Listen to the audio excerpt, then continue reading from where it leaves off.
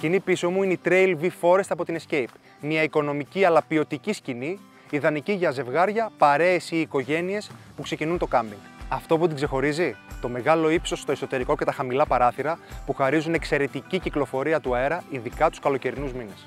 Όλες οι πόρτες και τα παράθυρα διαθέτουν πυκνές σίτες, οι οποίες προστατεύουν το εσωτερικό από έντομα και ζωήφια. Όλες οι ραφές διαθέτουν μόνωση εσωτερικά, η οποία προσφέρει ασφάλεια σε πιθανή καλοκαιρινή βροχή. Μέσα υπάρχουν θήκες για μικροαντικείμενα, έξοδος για μπαλαντέζα και στην οροφή θέση για φωτιστικό. Ανθεκτικό υλικό στο πάτωμα για να μπορεί να στηθεί χωρίς περιορισμό ανάλογα με το έδαφος. Εύκολος τρόπος στισίματος, καθώς το μόνο που πρέπει να κάνετε είναι να περάσετε χιαστή τις δύο μπανέλες. Και όταν τη μαζεύεις, είναι εύκολη στη μεταφορά.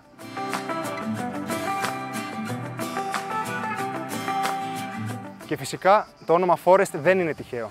Τα πράσινα και καφέ χρώματα της σκηνής ταιριάζουν τέλεια με τη φύση.